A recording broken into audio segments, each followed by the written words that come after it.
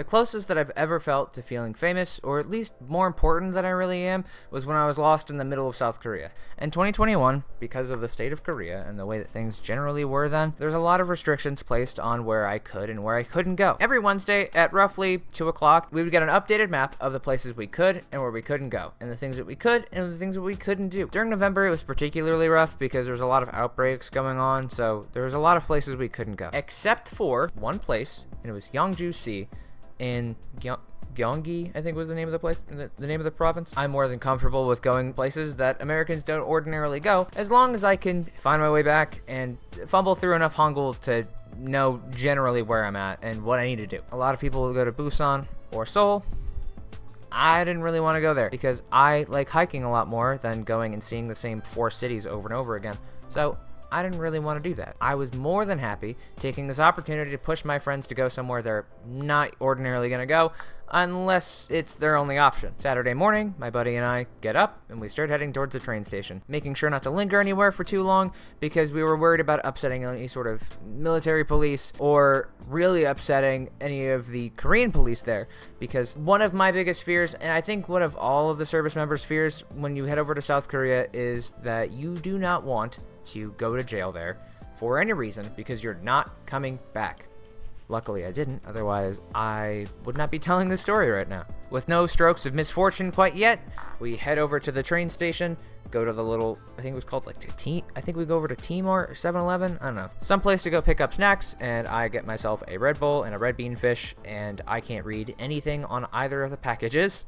Hop on the train, and we get over to the city. Now, once we're in Yangju, we find ourselves another problem here. We get out of the building, and we start looking for a bus stop. Cannot find it anywhere we go. This isn't really something that happens because bus stops are usually on the other side of the street from a train station. It's decently easy to find them. My friend that I'm traveling there with, he calls a cab, and then we're off on our way to the mountain that we're gonna go try to climb. Ordinarily, this isn't really a problem, but when you talk to cab drivers, they can usually understand what you're saying because they deal with enough people that speak English on a daily basis that they can get directions to where you're trying to go. This was not the case. He did not know what we were saying. He did not know the place that we're trying to go to. So we end up getting taken to the other side of the mountain that we did not want to end up on. Ordinarily, again, not that big of a deal. There's usually trails that start on either side of the mountain, but there was nothing.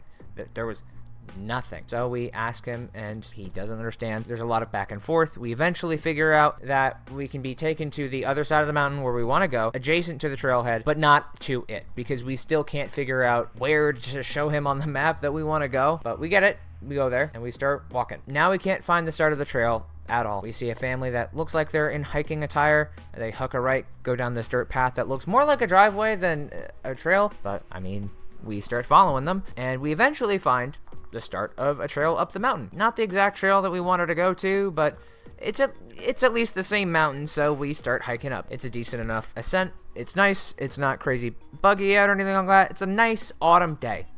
Now, we approach near the top. I don't know if we were just like off the beaten path or what happened, but there was an older guy who starts to talk to us, again, in a language we can't speak, and I don't have service. He doesn't have service. We cannot translate what is being said. The guy was kind enough to herd us back towards the other hikers because I think we were just getting lost. I think we knew where we were going. Clearly not. Anyways, that's fine. He did follow us for a while. That was kind of weird. I was a little nervous then. But what are you gonna do? We approached the actual true ascent, like top of the mountain, and then we start our way back down. It was really nice. Now, next problem is we don't know where we are. We get to the bottom of the mountain. This isn't where we started. This isn't where we wanted to start earlier today. This is an entirely new place that we don't know the location of. Fine. So now we need to find our way home. So we start looking for a bus stop.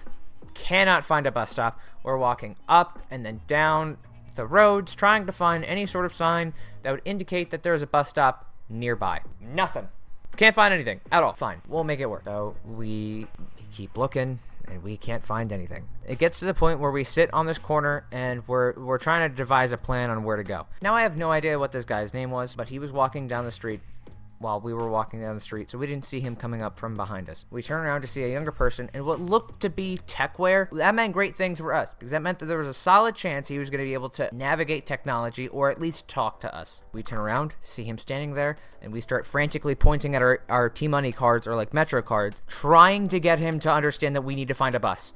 Now, thankfully, he then pulls up his phone, takes out directions, shows us where the nearest bus stop is, and we exchange immense thank yous and handshake, the whole nine.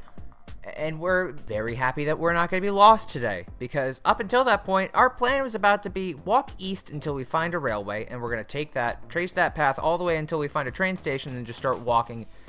We're going to walk a while, and then we might find our way home. If it wasn't for him, I don't know what we would have done. We now look over to our new friend, and he says nothing in English to us. He opens his camera app, gestures like he's going to take a selfie, and then points back at us. I look over at my friend, I nod, and we take a photo with him, because we were almost gonna not have a way home. I mean, it cost nothing for him, so we were gonna take a photo. We didn't care. Our new little savior here has said to us in the translation app, Americans don't really come to this part of the city, and it was nice to see us visit it. They don't usually see visitors in this part of the city, and that to see even the military was really nice. So our egos immediately inflate and then deflate.